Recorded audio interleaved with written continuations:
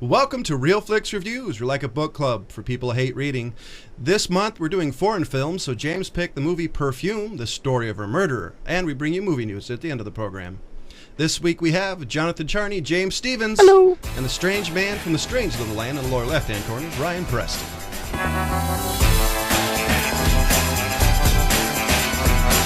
So which one of you guys has the description for this movie? I got it here. Okay, let's see. Perfume, the story of a murderer, 2006. Jean-Baptiste Grenouille, born with a superior olfactory sense, creates the world's finest perfume. His work, however, takes a dark turn as he searches for the ultimate scent. Vague, but semi-appropriate. Yeah, pretty vague. It's not the worst one, but It's an IMDb. They're either extremely vague or they're able to tell the entire movie. So it's either a spoiler or it doesn't make any sense. But Right. I'm kind of happy that they didn't really spoil much of this flick.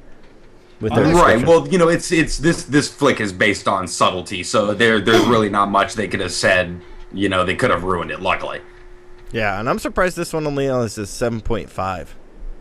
You know what? That I've found that most of my favorite movies on IMDb specifically have about that rating. Yeah, about a 7. They float in and around, like between like 6.8 to like almost like 8.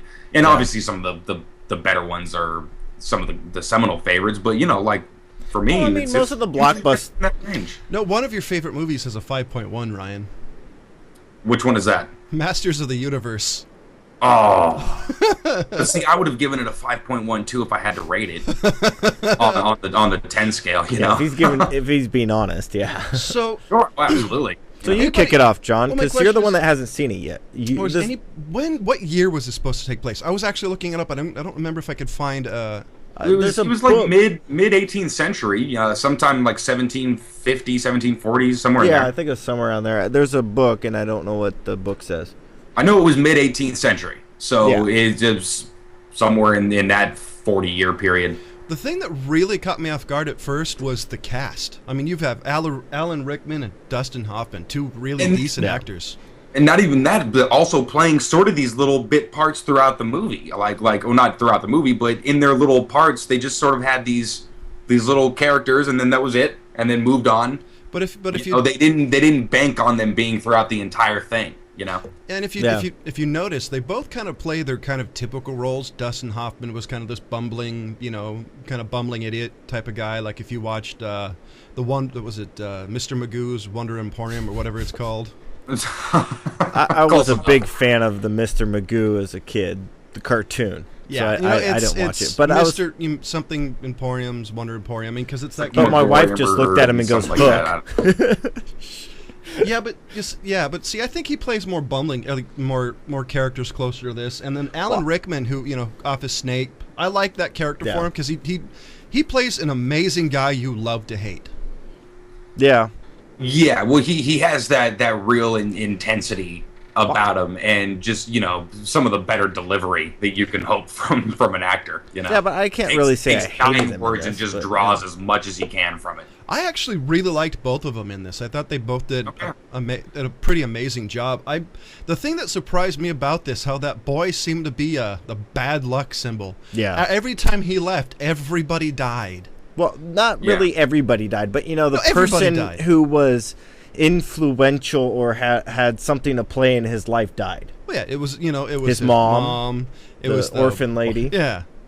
The tanner, and then Dustin Hoffman's character. Yeah. Yeah. Which, by the way, what a way to die. And then it wasn't really the lady who owned the other perfume shop, but it was the guy who was sleeping with her. Yeah. Ended up dying for. Well, it seemed like everybody who had ulterior motives died. Oh, yeah. That's a good point. That's a good way to put it. Yeah, everybody that was in it for selfish reasons, kind of. Yeah. I mean, this dude was just like a plague. He killed everybody almost. Right. But the people who sold him, and then even Dustin Hoffman, who thought he was a good person, but was still selfish, like "don't die on me yet" kind of thing. Yeah, and then to take 100 recipes of perfumes. Right. Exactly. Yeah. Actually, the thing that surprised me is one of the things I've always loved about kind of the period pieces, how well they do putting things together. You know, I mean, like the visual you see, you know, the visuals they put together, and it obviously it's like cool. It looks like it's, you know, France and in certain period of time here. Right, yeah, the dirty side of Paris that you can almost smell the dirt in the air. How well they decorate it. And I didn't see any mistakes either. You know, or some movies, you know, they'll be in like 16th century France, and then in the background you see a car move by. You know, I think they've gotten pretty good at that nowadays. You know, the way that they showed that part of France, it was really well done. I was kind of pointing that out to Jen, and when everybody's going by, when he first gets to the actual city, and everybody's got the handkerchiefs up to their noses. I was pointing out to Jen that's perfume, so they don't have to smell the defecation on the streets and on the people. And right, that's where rose water originally came from. Yeah, I liked where they kept. They did the same thing with Les Mis, the new version of Les Mis. They show that seedier, disgusting side where, you know, they don't show the aristocratic side. Right. Which I thought was good. I mean, it makes me want to go to France even less, just to know what's been on those streets. Right. You know, it's like New York. I don't want to go there. I know what those streets have been on those streets.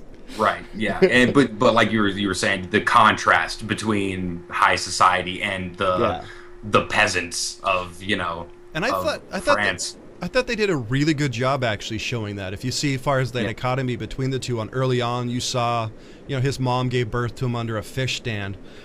when later on, you know, and when he's in, was it the grass, the fields, or whatever it's called? You know, when you see all these rich people, you know, playing hide and seek in a giant maze in their clothing, I thought how they showed it and the cinematography, how they did that, was actually really well done. A lot more than I thought it was going to be. Yeah, they chose, as John would say, a really good color palette for it. Right. I was waiting for him to say it. But I was waiting for it too, but he wasn't going there, so I figured out. But he was hinting at it without saying it. Did you notice that? Hinting at the color palette without saying color palette. I wasn't going to. But it did really stand out. I really want to see a Blu-ray version of this. I want to see the 1080p, because there's a couple of visuals on here that I'd love to actually get a closer look at. Just because you know, it's hard to explain, but it's just really well done. The story I thought was... You really want to see those boobs in high def. Yeah, I was going to say, he wants to see that first redhead dead. She was really cute. Right, yeah. High definition Blu-ray. Yeah. Sick man. Well, actually, one of the scenes is when the flowers are coming down.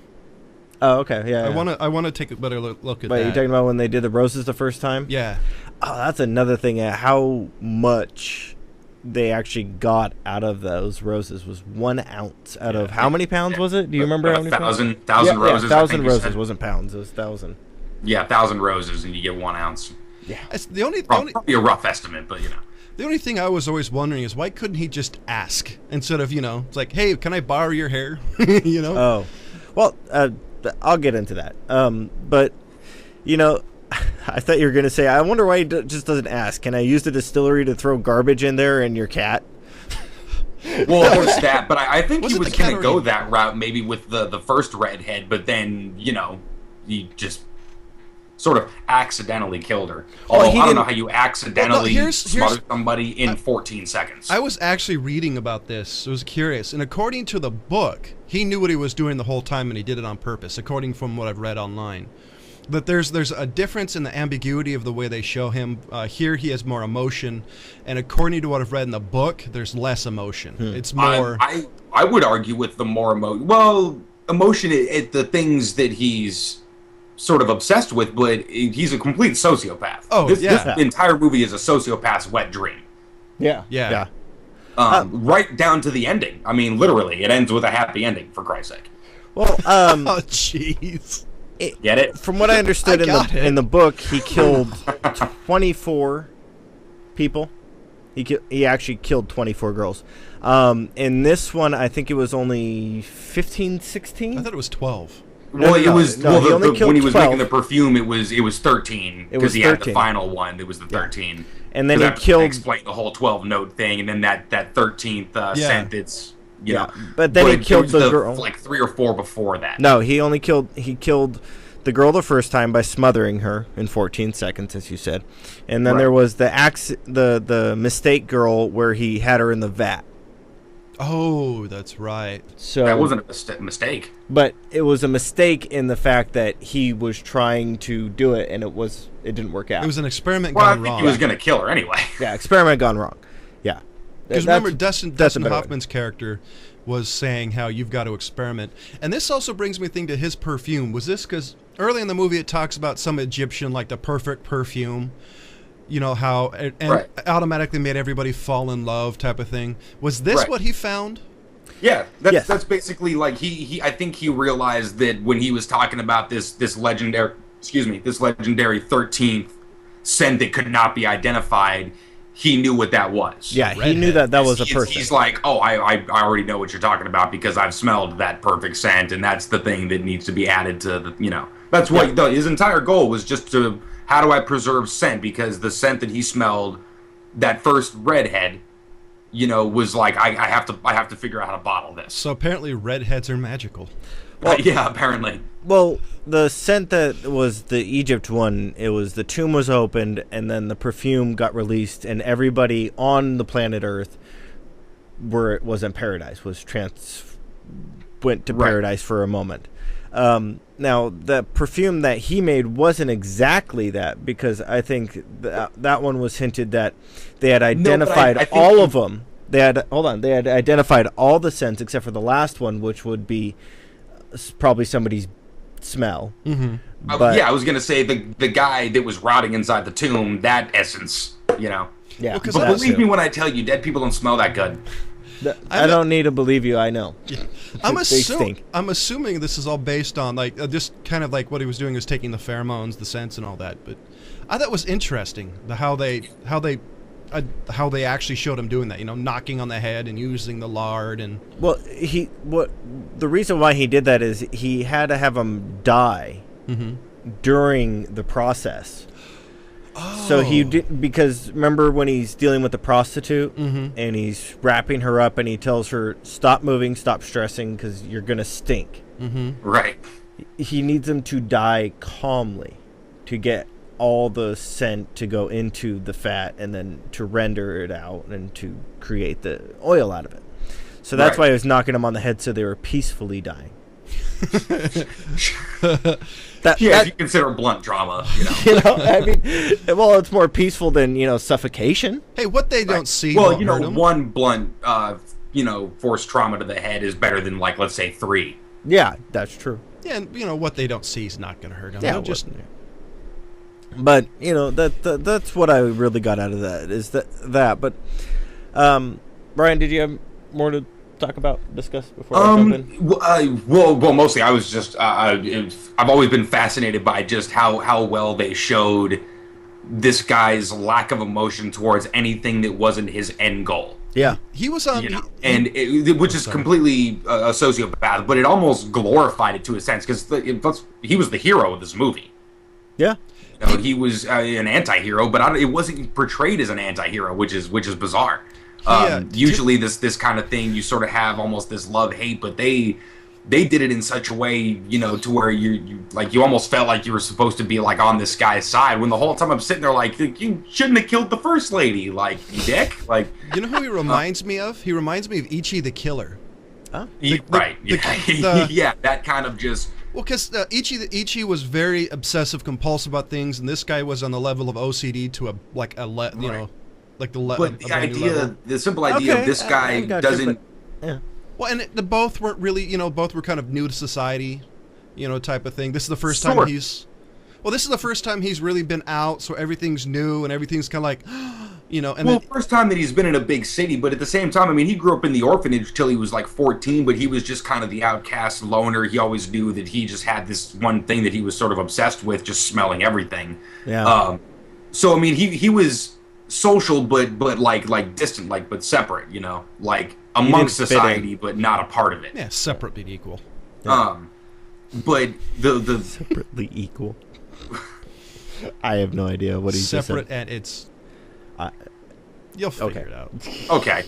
Now you made me lose my train of thought. Damn it.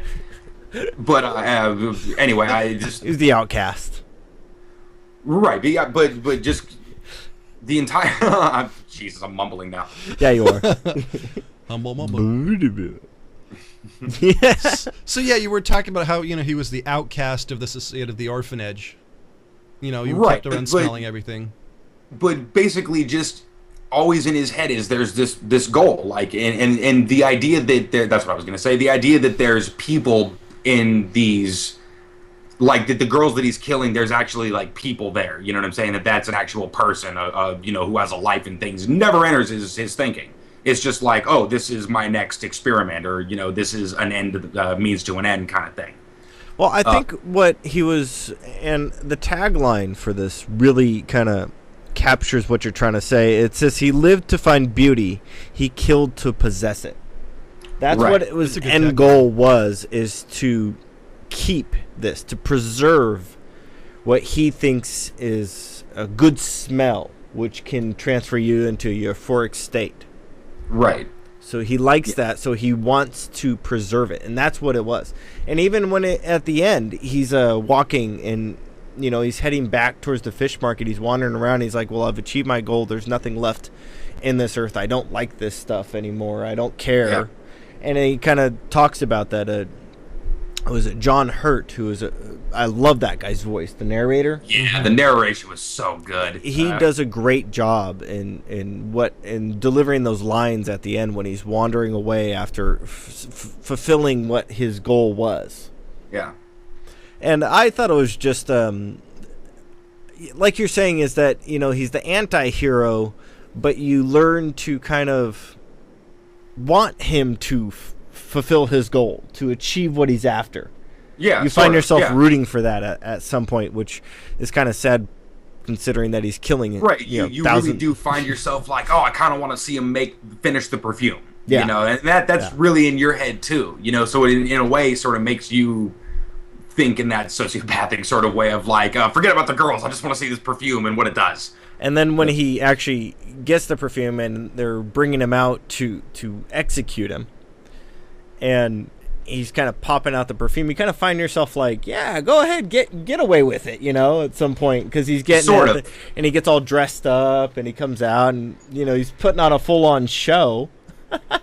Yeah, I did have a little bit of a visceral reaction though when the father, Alan Rickman, comes out with the sword and then falls and says, "Forgive me." I was like, damn it. Yeah, you kind of wanted to see him die at that moment. It would have been a little more cathartic for me to just have him just slice. Yeah, but unfortunately, it does fit on what the perfume did to everybody else. He had to get a concentrated dose of it. Like, far away, it didn't do what everything else did because he hated him so much for killing his daughter. But up close, it's just kind of like, oh, he didn't have a choice. Yeah. Right. Yeah, and then you get the orgy scene. It's just... My favorite part of the whole thing is the priest afterwards. Yeah. That part was hilarious when he's just kind of like, where am I? Hey, Yeah. Right. It's like, woman, no! I like the fact that, the narrator, Allison, just kind of goes, well, they blocked it all out of their memory. It went so far against their usual morals that they just put it in a fugue state and forgot all about it. Yeah, and then 45 minutes later, the whole council was, convened. Right. And they found the guy who did it. They found the scapegoat. Yeah, they hung him. That's the other thing I had a problem with. There's nobody in the world who would have ever hung somebody with that short of a rope. I kind of thought the same thing. I know it's kind of a weird thing to nitpick about because it's weird for me to notice it. But seriously, the reason that you hung people was you have a long rope so it breaks their neck. The idea was never to strangle people. Well, there's actual. Unfortunately, I do this. There's an actual height to weight ratio. There's a chart. And there's a distance ratio from the platform to the ground, so it's a quick, instant snap instead of strangling the person. Right. I have to say this out loud. Thank you, England, for putting that together for us. You're really jerks. Anyway, there is that height to weight ratio, but there were those guys that actually didn't practice that. I suppose, but I mean, gave him the midget rope. I mean, come on, it's 18th century Europe. I'm surprised there's not, they weren't hanging people left and right just for the hell of it. Well, they had an executioner in the town who could have done it properly, I'm sure. But see, okay, I'll agree with you with James on this one thing, just because how good they were at torture seems like they would have kind of like not had enough time to practice on actually hanging people. There's an odd thing. They had some pretty wicked. I mean, with the 12 strikes to the hips and the joints and the knees and whatnot. Yeah. That's creative. Which obviously. It's like, I forget about this hanging thing. Let's just beat people with a club. But I mean, if they're gonna go for a quick execution, which a hanging usually is not, unless the height to rate, the ratio is correct and just snaps their neck, just cut his head off. So the guillotines. So I have a question for you. What was your first thought when you saw the guy walk in the Little Boy Blue outfit? The Fauntleroy outfit. Yeah, the Little Boy Blue, because my first thought was, oh god, it's Jamie Foxx and Django. I thought the same thing, because it's funny that first time I saw that, obviously that movie hadn't come out, and then I see it now, and that's exactly how I'm going to associate. That didn't actually cross my mind until now, but like Ryan said, Django wasn't even out yet, so Well, that was my first thought. It's just like oh wow. But all in all, I enjoy the story of this movie. Oh, it's a great story. It's a great story. It's there is quite a lot of nudity in this movie. Yeah. For what it is, there's quite a lot of nudity, considering that this is more of a drama rather than a horror. It's not obsessive, and the reason why I'm okay with nudity in this movie is it actually matches the story. Yes. Some movies do nudity just for nudity, which I think actually takes away from the story it's telling. This one actually, it goes along with it, and it actually flows very well instead of random tits. I was curious. It's the difference between gratuitous and sort of moving the story along. Yeah. And this was, I think, an important part of the story. Yeah, because he's trying to capture. It was motivated by actual, like characteristics of the character. Yeah, you know what I mean. Yeah. So. But I was curious about one thing. Like Braveheart got so many different things for this, having so many people on fire at one scene and people running around in another. Film or so many people mooning the camera in one that's scene. what I was kind of curious did this one get any nominations for or what am I trying to think of, like for most gratuitous boob shots? No, for like how many naked people they can capture with one camera. I was wondering if they won anything for that, because there was like how many there was like 200 people out there. Oh, at least. And the camera captured them all, and they were all naked. Right. It says it won like 12 awards, so that's a good question. I wonder if they actually won any most nude people in one scene. Yeah, that's what I was curious about, because I know Braveheart got a bunch of those for, how many people were on fire. Because I figured I figured Caligula would still have the record. No. Caligula didn't have like a bunch of nude people in it. You've never seen that, have you? I've never wanted. Well, it had the certain parts, but they were added after the fact. There was the movie, and then they literally added a bunch of essentially softcore porn scenes after. Yeah. Well, that was put out by Penthouse. Come on. Here's my question: what do you give this movie? Ryan, you can start off. Well, let's see. We'll just shoot based on the damn good performances. The gentleman that played. Let me get back to his name here because I keep forgetting it. Ben Whishaw. Who you might know is Q most recently from Skyfall, and it didn't connect with me because I think this is the only other thing that I'd seen him in. Mm-hmm. Although he's been acting mostly in foreign films. But what a damn good performance this was by him. Most of it's just on his face. It's all subtle, just little facial expressions, little twitches of his eye or his nose. And it's really hard to do that.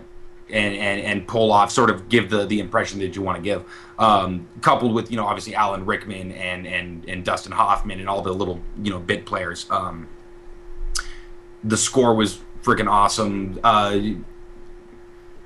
It was just really slow in a lot of parts. It seemed to kind of drag the story a little past where it maybe needed to go. So what's 2.5 hours long? They probably could have done it in 2, and just shortened every scene by about 3 minutes. So what's your overall score? since we can't do half of numbers, I gotta do 3. Oh, wow. Yeah, I wasn't expecting that, but okay. James? 4. Yeah, see, I got to go with a 4 too. The thing where I disagree with Ryan personally is I think all the scenes they did, even the ones that, I'm sitting here going, dear God, isn't the scene over with? I thought it played up to the character. I think the whole movie was basically a character study on one person. You get to see him, go crazier and crazier and just going off the deep end. Then towards the end of the movie, when he gets eaten, you get to see his kind of his redemption moment when he realizes, I can never love anybody the right way. I can never be normal. I don't think that's redemption. I just think that's I think he was trying to martyr himself more than that. Well, I guess you could say it's a societal redemption because he did get eaten. As far I said, the reason I said it's a sociopath's wet dream is because he does everything that he wants to do, does all of these things, gets everybody to have sex with everybody, has this ultimate power, and then the end gets consumed by people who love him. I mean, there's no more poetic end. Yeah, but they only love him because he the perfume doused himself in that stuff. By the way, I love the whole ending of the movie. I thought was funny because he's like, at the end of it's like, and they felt good. They felt like they really did something loving. That's line right there should be a winner just because it's the most... It's the most creative cannibalism line in history. Yeah, it was something fantastic. That was bizarre. I was laughing. I was on the verge of crying just because, dude, that's amazing. That's such a good line, a good way to put it. They felt like they've done something great. You're right. By biting somebody to death. That's what I'm saying. No matter what, he wins. You know what I mean? He gets away with killing all these women and So yeah. Now's the movie news section of the program. What do you have for us? All right, I got a name to throw out to you guys just to see if you guys know who this is. Luke Evans. Yeah, the name sounds really familiar. Is it the brother of Chris Evans, Captain America? I have no idea. Anyway, have you guys seen the Three Musketeers that came out last year? Yes. I was unfortunately sad that I did. Okay. Do you remember the guy who played Aramis? Yeah. Okay. No, I don't. I didn't. Did you guys see The Immortals? Right. I'm afraid to admit I did. Do you remember the guy who played Zeus? No. Okay.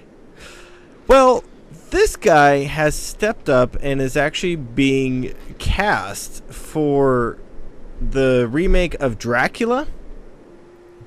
Nosferatu, for those of you who don't know that old movie. Is this going to be like... And hold on. And another one, as he's playing Dracula, and he's also playing... oh, jeez, why am I forgetting that guy's name? Hold on, I want to pull up the name, just to see if Ryan would recognize this, which I think he would, and I can't... So upset I forgot the name. Eric Draven. The Crow. He's playing The Crow. They're remaking The Crow. I'll be damned. And they're remaking Dracula, and this guy's going to be doing both starring roles. Well, here's my question. Is it going to be a rip-off for the one with Keanu Reeves? Is it going to be another verbatim thing? Or how are they going to do this? Because there's only so many ways you can tell the story. That's what I'm curious about. Well, which one are you talking about? The Crow or Dracula or both? Well, I think both are a little played out, but Dracula specifically, if they're going to do with Keanu the Reeves. Crow. Now, screw all the rest of them that came out after Brandon Lee died. I'm talking about the Crow, the really good version of the Crow. But damn, that movie could kind of stand to be updated because the only thing that doesn't hold up about that movie is the 80s. Yeah, exactly. I actually think if he depending on how he plays it, whether he plays it kind of the superhero or kind of the crazy guy, I think it could be good depending on which way he does it. The Crow. Oh man, I think it could be good. I just hope they don't bring back the 80s plot music. Of the story is really what everybody loves. You know what I mean? And like I said, the execution was just incredibly 80s. Because he definitely has the look that he could pull off the Crow very well, depending on how they do it. Yeah, I just looked him up. I could see it. Yeah, but I mean, Dracula. But he's as long as they don't do it like the Keanu Reeves one. If they do it separately, if they do it different than that, I think it'll be good. If they do it like that one, I love Gary Oldman, man. I hated that movie. Yeah. Yeah. Well, I don't know how they're going to do it. They haven't really. These are all, the scripts are still being written. There's no release date on either one of these. Right. But these are two movies that I would like to see, and I hope that they do a good job to him. This guy, if you look at his career, really has not had a major starring role. He's always been a side character, or not even a bad guy, not even opposite bad leading role, but just side character. So this is going to be, it's either going to be his make it or break it, where he's either either being stuck like Matthew Lillard is, always playing peripheral characters, or going to become a leading guy. But at the same time, I mean, it almost would benefit something like Dracula to have a character actor. Yeah. I think that's and same thing with The Crow. I mean, nobody knew who the hell Brandon Lee was when he did The Crow. I agree. I think that's the only way you could pull it off, by having an actual character actor versus a normal somebody actor who can get lost into the role, who you're going to forget that this guy was in whatever and this guy was this guy, that's Brad Pitt doing whatever the hell. No, this is Dracula that I'm looking at. I have to admit, I'd love to see Daniel Day-Lewis do a Dracula movie just for the stories. I'd love to see Daniel Day-Lewis do Dracula, just to hear the stories from the set of people who had to walk around with them in character all the time. Yeah, just to see him walk up behind, like something and go, I just think it'd be hilarious. Him do it like a superhero movie and have him walking around as Superman the entire day at lunch. Oh man. That's I like method actors, because the stories is like, really? Yeah, that was a good idea. Imagine him method acting The Flash. That would be cool. I'm just saying. Or Aquaman. Holy shit! He just spends the entire day in a pool. talking to Flipper. Yeah, trying to talk to, he just has people import farm trout and just dump it in a pool. The only thing I see is there's going to be a lot of people going, he looks awfully blue. Oh jeez. So I got another bit of movie news, and here comes the Men in Black 4. I liked the last one. I thought it was okay. I do think it's getting a little played out. Well, hold on. The reason why I even brought this one up, because I would have just bypassed this and just kind of been like, all right, they're doing a Men in Black 4, blah, blah, blah. Of course, Will Smith needs another job. Yeah. Anyway, now you are right. I did not dislike Men in Black 3. For that I franchise? hated Men in Black 2. As far as I'm concerned, that one was just, a black stain on on Hollywood. For that franchise, not hating it is a sign of it's a good. I really enjoyed the first one. I have an explanation for this one. For 4 or 2? For the series, for the franchise. Okay, let's hear it. Okay. Did you guys see Fast and the Furious? Yes. Or Fast and Furious, the original one back in the day? I've unfortunately seen every single one. Okay. Even Tokyo Drift. This is going to be great, because I know, James, you probably saw number 1 and then skipped everything else. No, I saw parts of Tokyo Drift. See, I love... Okay, but I'm saying you weren't exactly, into the thing, you know what I mean? No. Now, everybody knows that the original one was a crappy movie. Yes. But it's one of those things that's like, oh, number 2's coming out. Oh, I want to go see that crappy movie. Well, you want to you already know it's going to be crappy, but it's one of those things that, because it is what it is, that you want to go see it. Well, you want to. One of the reasons, for example, I like seeing it. I just want to say this is You're because, cut off. yeah, I'm a car guy, so you get to hear a car that says 500 horsepower, and you're like, in real life, 150. That's my point. Is you like cars, so you're into the franchise for another reason other than, oh, this is a great movie. You're liking it because, oh, you got some good exhibition of some good cars and things like that. I think good that's shots stretching of things. a little bit. It's gonna look awesome. By the way, nobody calls this a good movie. Men in Black franchise is the same thing for sci-fi nerds. Except the fact that Men in Black doesn't completely lie about the cars that are in there. They lie about the guns. Well, see, I think it's basically the same thing. And physics and. I think the thing that's different is the car guys. I'm sitting there, they're going, okay, this car. They say this car has 500 horsepower, and you're thinking about it. It's like that's 250 tops. There's Right. no way that gives you that with, so. Right, like something like dual overhead cams, like something that doesn't exist. Yeah. And, Okay. Yeah, and enough nitrous to blow up a small building. But Right. what I'm curious about Men in Black 4, getting back to the point of why I was bringing this up, is that it's written by someone who doesn't really have any movies out. What have they done? Now, hold on. This is, according to IMDb, this is being done by Oren Uziel. I probably mispronounced the whole name. Probably. But who, according to IMDb, the only movie that they have out is Mortal Kombat Rebirth, which was made in 2010. I haven't seen that one. Other than that, this person only has 21 Jump Street 2, coming out in 2014. The Kitchen Sink, which you guys are going to have... I actually wrote down the IMDb plot to this one because this is just out there. The Kitchen Sink.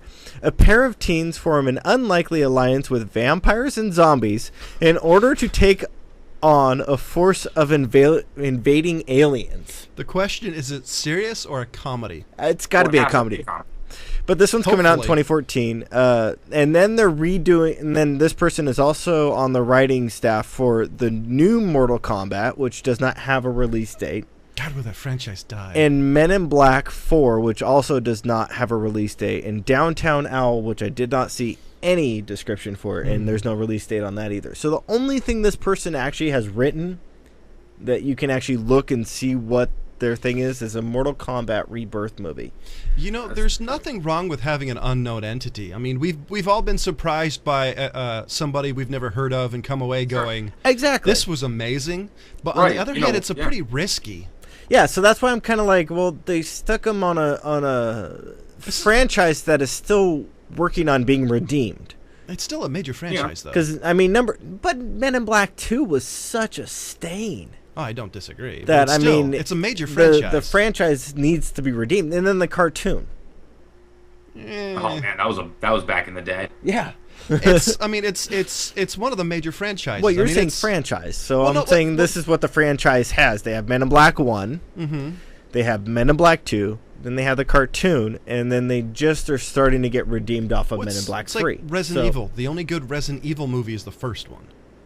Right. Yeah, unfortunately, I just watched the newest one. And, so I think, but those are again, it's exhibition for horror fans. Like I don't know if I'd call Resident Evil horror. Yeah, I'd say that's a game.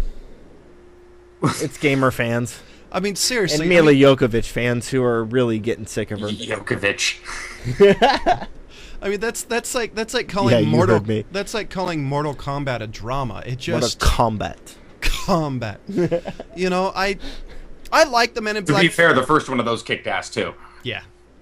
I think the Mortal Kombat. I mean, golly. What? The first Mortal Kombat movie was actually pretty decent. The second one was awful. Are you talking about when they actually were doing the finish him? Yeah. And fight. Yeah. Yeah. The first one was decent. Wow. That's the one. Yeah, number one was decent for the time it was in. Come on. This is the same decade that Ninja Turtles came out in. Did you like The Quest too? What? The Quest, Jean-Claude Van Damme. It's another movie fight was fan. Bloody terrible. It was funny. See, Mortal Kombat was the better version of that movie. Exactly. That's why I'm bringing that one up. I think Men in Black 4 has potential because it's Monkey sci-fi. Style. Well, it's sci-fi. One more thing about Mortal Kombat: how many times has that soundtrack been used in every sporting arena around the world as like a rally song? It has some. It actually, if you look at the so CD, has Queen. But there's some pretty major bands on that soundtrack, though. I mean, that's a really good soundtrack. Whatever. I still think the movie was sucked. But anyway, I think the thing with Men in Black, I think it's the closest we're ever going to get to true hard sci-fi, even though it's more not. And people, Serenity. People love sci-fi, so I think this is even poor sci-fi people are willing to see. So I think it'll be good. I mean. That's why I compared it to the Fast and the Furious. I actually think that's a fair comparison. That is a fair comparison, honestly. But I don't know. I just thought it was very interesting that to be a good comparison. Right. She'll be in the Mortal Kombat. I could actually see that. Yeah, exactly. That's why I just said that. Playing her SWAT character. But I don't know. I like Men in Black. Mm-hmm. I'm gonna, like I said, I'm gonna give this one kind of a chance. I'll probably actually go and try to track down that Mortal Kombat Rebirth or whatever. And I've never heard of it. See what the story actually is. It was probably straight to VOD. It probably was. Because I was thinking, was it a DVD or was it a web release? Because there's a lot of people now who are doing just straight web movies. I'm thinking it might be a web release. I'm not sure. If it's not, then it's a straight to DVD or a cartoon. Well, they most of the time nowadays they're just going to do both. They'll release it, in like Walmart and Target and stuff like that. But most of it's going to be iTunes, Amazon, instant video kind of stuff, and they'll put it on Netflix in 3 months. Yeah, if it's not there already. If it's not there already. Yeah, I don't know. So, I just thought that was interesting that they're giving it to somebody who really only has one thing that you can actually track down and view. Yeah. Because, like John said, it's a gamble. It is, but really like with the technology, it's a lot easier for people to sort of get their calling card out there. You can make something in your garage that looks like something that would be shown on the big screen. You can show it to somebody and say, "Hey, look, this is what I can do." So it's a lot easier for these studios to sort of take it on faith. And obviously most of these people come out of film school, have some kind of short film credits and things like that. So here it is. Mortal Kombat Rebirth, made in 2010. It says it's 8 minutes. Has a 7.8 rating. Wow. So it's probably pretty good then. Yeah, I mean it's 8 minutes, so it's a web video. It's got to be a web release. I mean, you probably did it on just as like a calling card kind of thing. Yeah, so it's pretty much exactly what Ryan's saying is that this is what they did, and that's actually pretty cool that this person did that in 2010 and is now getting hired on for things in 2013. Yeah, that's pretty cool. So I wish this person luck. I'll actually go and check it out and see if it's actually decent. Which, I mean, you're saying it's 7.8, so it can't be horrible. But I mean, this is probably rated by Mortal Kombat fans. Sure, but I think we were all Mortal Kombat fans at a certain point, weren't we? Yeah. That was a long time ago. Yeah, it really was. Sega. Damn, who doesn't love nostalgia? I mean, the Hollywood is based off nostalgia nowadays. True. Look at Wreck-It Ralph. Yeah, that was a great flick. So, ladies and gentlemen, for Jonathan Charney, James Stevens. He's got to. I know. Don't worry. Calm down. So he's got to. The asshole. I gotta. So what's your move? So what movie are you doing? Since you guys want to mess with me. Okay. The movie I picked was, let's see, what was it? 1998. Yes. Yeah, 1998. Canadian film entitled The Red Violin. I know it might seem as kind of a cop out because it was a wide release in America, but it's Canadian, so shut up. And it's 2 hours and 10 minutes. It's a long ass movie. So it's shorter than this one. Yeah, I was going to say mine was longer. By 20 minutes? That's not much. Actually, it is. It could be. Yeah. Anyway, go on. But it's still, I still like this movie, and it still definitely has a lot of foreign sensibilities, despite some American actors. Some American actors? Most American actors. Okay. I mean, they just went up, across the border. Right, hoppers. pretty easy, yeah. Border hoppers. But at a time that they didn't have to, just for tax purposes. That's true. So, credit. All right, whatever. Anyway, yeah, Red Violin next week. Look it up, find it, watch it. Shut up, listen. So, ladies and gentlemen, shut up. What he said. Ladies and gentlemen, I gave the movie The Perfume, the story of a murder, 4 out of 5. James gave it 4 out of 5. Ryan gave it The Reluctant 3 out of 5. We'll see you next week.